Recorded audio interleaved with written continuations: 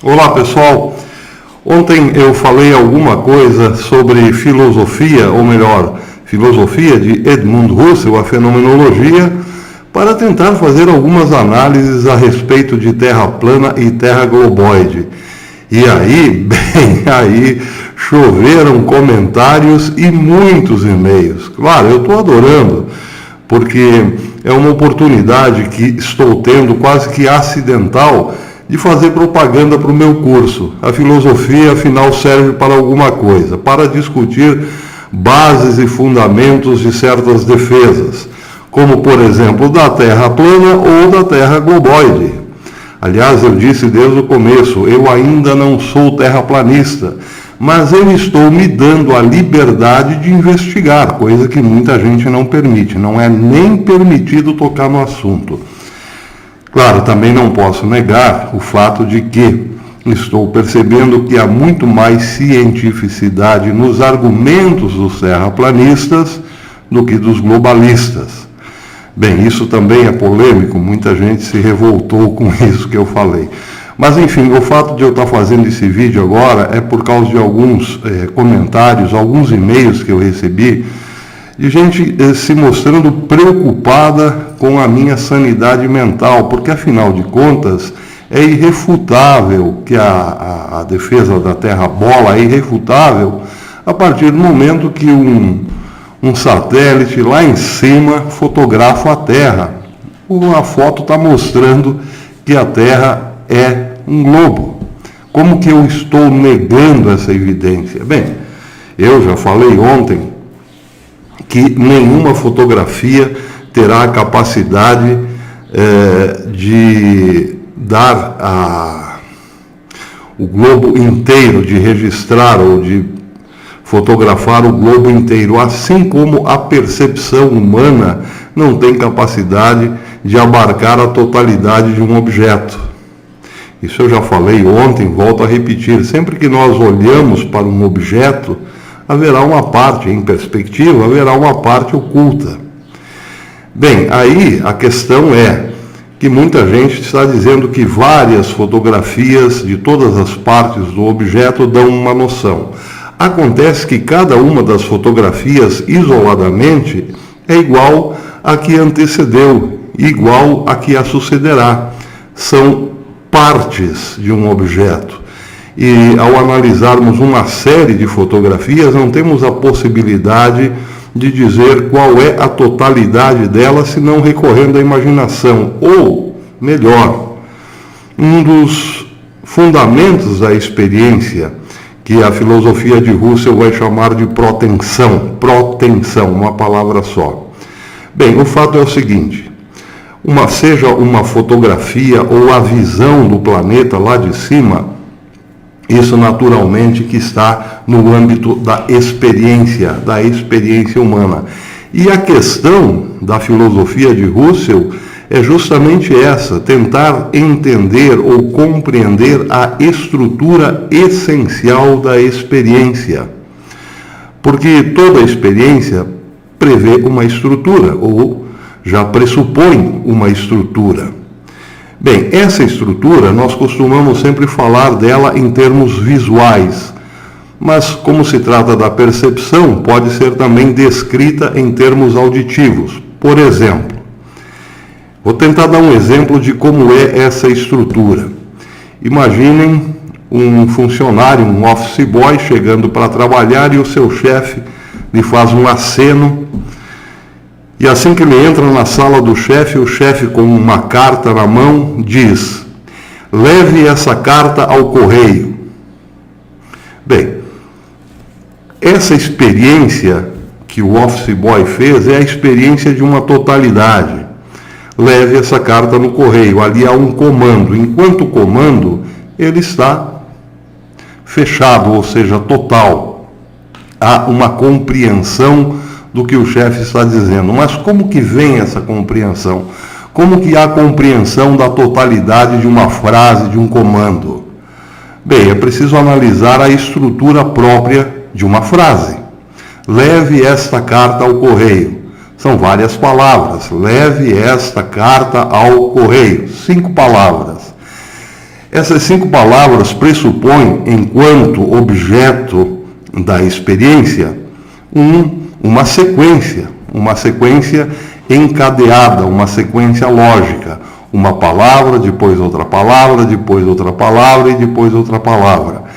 Pressupõe também que cada palavra, ao ser dita, tenha um fim e logo comece outra. Isso é o óbvio. Leve, acabou.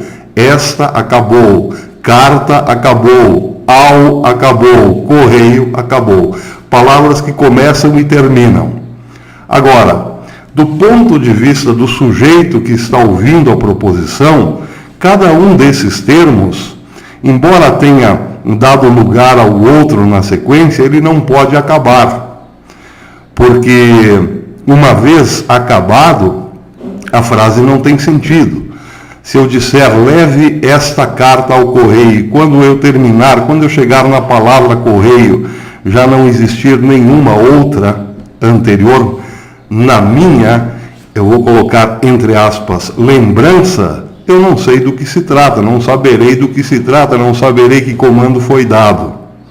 Por exemplo, imagine um sujeito que só consegue lembrar a palavra do momento. Se alguém diz, leve essa carta no correio, essa frase, esse comando será de 5 partes, ou de 5 momentos. Leve esta carta ao correio. 5 momentos. Se na passagem de um momento por outro, a palavra do momento anterior for esquecida, e assim sucessivamente até correio, não haverá comando porque não haverá compreensão nenhuma do todo, da totalidade do comando. Isso pode acontecer em casos bastante extremos, uma falta total de atenção ao que foi dito. Bem, isso não quer dizer que nós tenhamos que lembrar de cada palavra na sequência, porque lembrar já implicaria aí num exercício de trazer à memória o que foi dito. Não é isso que acontece dentro de nós. O que acontece é que temos na capacidade da experiência, na estrutura da experiência, a capacidade de reter. Eu tenho a capacidade, por exemplo, de reter todas as palavras até que chegue na última para formar o conjunto, para formar a totalidade do comando. Quando a pessoa me diz, leve esta carta, quando ouço a palavra carta, ainda retenho as outras 2 palavras anteriores. Só que tem um detalhe, isso chama-se retenção, evidentemente. Tem um detalhe. Enquanto eu ainda não ouvi a totalidade da frase, não quer dizer que eu não faça a menor ideia do que pode vir pela frente. Imaginem, eu sou o office boy, meu chefe me chama e diz, leve essa carta ao correio. Enquanto eu estou apenas ouvindo até a metade da frase, leve esta carta, eu, na minha experiência, na estrutura da minha experiência, já estou prevendo o que vem pela frente. De certo modo, a minha experiência já comporta o que ainda não veio. Eu já estou fazendo a experiência de algo que ainda não foi dado, mas já está na experiência. Eu já suponho, evidentemente, ao ouvir a frase leve esta carta, que terá que ser ou alguém, uma pessoa, ou uma caixa postal, ou algo mais ou menos parecido a isso. Então, essa minha, digamos, expectativa do que vem já faz parte da minha experiência, é parte da estrutura. E isso é isso que Russell chama de protenção. Então, vejam, isso é tão importante, essa protenção é tão importante, essa expectativa do que vem pela frente é tão importante, que se algo sair completamente fora daquilo que a experiência já supunha, bem, vai ficar um pouco complicado, até mesmo engraçado. Imaginem o chefe chamando o office boy, dando-lhe uma carta e dizendo, leve essa carta ao Papai Noel. Um pouco estranho, ou melhor, um pouco engraçado. Não era isso que o office boy tinha na expectativa, ou seja, na protenção, ou seja, na experiência daquilo que ainda não havia chegado. Bem, por que todo esse blá blá blá? É exatamente esse o efeito que nos mostra, que nos dá uma mera fotografia. Ela já contém a sua protensão. Quando olhamos uma fotografia da Terra, do espaço, é evidente, é claro, é óbvio que pela estrutura da nossa experiência, a estrutura essencial da experiência, já compomos um quadro que não pode ser completamente diferente do que a foto sugere. E geralmente as fotos sugerem que seja um globo mesmo. Mas acontece que há uma diferença muito grande daquilo que foi dito por primeiro com a sua conclusão. Se eu digo, leve essa carta ao... Claro que a pessoa que ouviu leve esta carta já sabe mais ou menos o que pode vir pela frente. Aquele que viu uma terra numa fotografia, numa grande angular, é a mesma coisa. Ele só pode concluir que todo o resto que ele não viu é, evidentemente, uma continuação daquilo que ele viu. Agora, é preciso perguntar, eu não estou aqui dizendo que afirmando que a Terra não é um globo, mas é preciso perguntar até que ponto essas fotos satelitais são realmente honestas.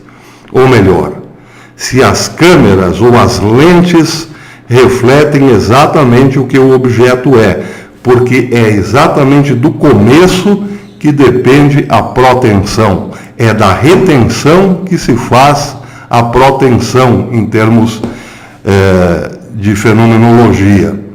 Se começou errado, tenderá a terminar errado, como disse ontem num vídeo anterior. Então é preciso que perguntemos se as câmeras e as lentes que estão tirando fotos do satélite são as mais adequadas. É preciso termos essa liberdade. Nós, afinal de contas, a ciência, afinal de contas, não é uma estrutura dogmática. Ela é o acúmulo de todas as descobertas do passado, mais ou menos baseado na tentativa e erro. Por que agora se quer negar isso? Muito estranho que se proíbam as investigações sobre a Terra, se de fato é plana ou globoide. Bem, eu queria dizer com isso o seguinte: a nossa capacidade perceptiva, toda a nossa estrutura perceptiva, que no final das contas vai resultar na experiência, ou melhor, na estrutura essencial da experiência, ela é muito, muito complexa. Por isso devemos tomar muito cuidado com tudo o que vem da experiência somente. É preciso levar em conta que a experiência nunca se dá, o campo da experiência nunca se dá totalmente na percepção sensível. A experiência não se resume ao sensível, não pode. A nossa capacidade cognitiva, vamos dizer assim, vai muito além disso. E a nossa capacidade sensível tem sim os seus muitos limites. Outro detalhe, alguém falou que já foi mais do que provado que a Terra é um globo, porque os satélites lá em cima andam numa velocidade muito grande. Então não se trata de fotos e sim de filmes. É a mesma coisa. O filme nada mais é do que um quadro após o outro, só que de modo muito mais rápido. Mas estamos vendo sempre uma série de fotografias. É como, por exemplo, esse caso. Vou mostrar aqui para vocês. Isso aqui é um torno. Nós estamos vendo um objeto passando quadro a quadro pelos nossos olhos. Porém, de modo tão rápido que nos dá a impressão de que o objeto é de tal forma. Mas à medida em que os quadros vão diminuindo, a velocidade vai diminuindo, nós vamos percebendo que ele não era exatamente do jeito que parecia ser. É isso aí. Obrigado, pessoal, um abraço a todos e até depois.